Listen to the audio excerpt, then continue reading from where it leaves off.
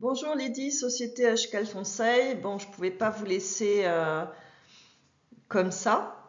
C'est difficile de se dire qu'on va investir dans une stratégie digitale quand on est industriel dans l'agroalimentaire et qu'on a des forces commerciales, des gens qui ont mis des années à développer un portefeuille client. Et moi-même, je suis une ancienne chef de secteur dans les grands groupes alimentaires et dans le spirituel. Je veux énormément aimer mes métiers. Mais c'est vrai que quand je calcule les coûts des stratégies inbound sur la durée, hein, sur une période longue, par rapport au coût d'une prospection, c'est-à-dire le salaire d'un commercial, ses primes, sa participation aux bénéfices, la marge, les marges qu'on dégage dans l'agroalimentaire, c'est vrai que ça rebat les cartes. Alors c'est vrai que quand on est chef de secteur, on ne fait pas que vendre, on résout les problématiques des clients, les problématiques qualité, on voit des choses avec les acheteurs, et on n'est pas que commercial chez les clients, on entretient un lien sur la durée. Je ne vais jamais aller dans ce sens-là.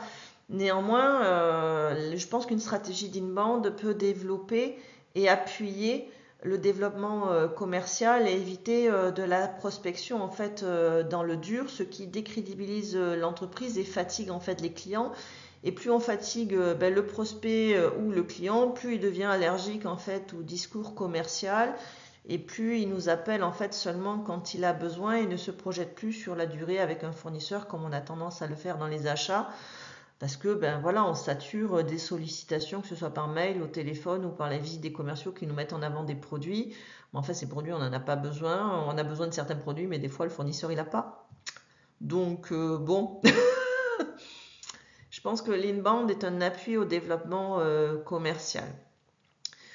Donc, dans ces slides, j'ai étudié uniquement, parce qu'il faudrait que je le fasse par secteur et par typologie de clients, uniquement en fait combien ça coûte le développement commercial pour une industrie dans l'agroalimentaire en B2B, dans le développement commercial classique avec des personnes, un investissement humain en voiture, en temps, blablabli, blablabla, avec des campagnes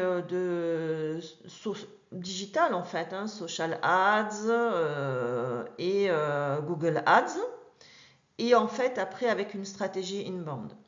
Je me suis arrêtée uniquement à la stratégie inbound classique. Déjà, vous investissez déjà pas tous là-dessus, et qui est d'ailleurs pas seulement la mienne. Pourquoi? Parce que avant de vous parler de social marketing, d'action de remarketing, je trouvais quand même déjà la stratégie inbound digital classique, déjà elle est pertinente en soi quand on se met en fait sur la durée, sur un secteur. J'ai pas voulu rentrer dans plus de détails. C'est vrai que quand j'ai vu le taux de transformation, par exemple, sur une prospection classique en B2B, on était loin finalement des objectifs commerciaux que j'avais en taux de transformation. Mais il faut quand même reconnaître que le grand groupe en question était influencé par un formateur qui appliquait le même taux de transformation qu'on a dans le B2C dans certains secteurs. Donc j'étais moins disante, ça n'enlève en rien, je trouve, en la pertinence. Pardon pour le coût des commerciaux seniors, mais c'est vrai que ça a un coût, mais néanmoins, quand on a un commercial senior, son taux de transformation est plus grand et sa connaissance et des produits de l'entreprise et des besoins des clients est plus approfondie. Donc forcément, il va matcher davantage. Ensuite, dans tous ces éléments que vous voyez, c'est une analyse uniquement rationnelle. Quand on est sur le terrain, avec des clients, on voit bien quand même que les émotions et d'autres éléments en dehors de la raison vont influencer l'acte d'achat. Néanmoins, j'ai posé uniquement les chiffres, car souvent dans le B2B, on nous dit mais c'est seulement des éléments rationnels qui font que le client va avec nous ou pas. Bon, enfin, quand on voit quand même ce que certains clients payent avec certains fournisseurs et qui ne veulent pas en bouger, il n'y a pas que des éléments rationnels. Et après, un acheteur, avant d'intégrer un autre fournisseur, s'il est bien avec ses autres fournisseurs et que les prix sont corrects, il n'a pas d'autre motivation. Donc on n'est pas vraiment sur des éléments rationnels. Parce que quand on a confiance en ses fournisseurs et qu'on est bien, on est à l'aise dans le passage de commande, ce n'est pas des éléments rationnels, c'est des éléments émotionnels. Toutefois, il était quand même important de poser ces chiffres pour montrer quand même sur la durée la pertinence d'une campagne inbound.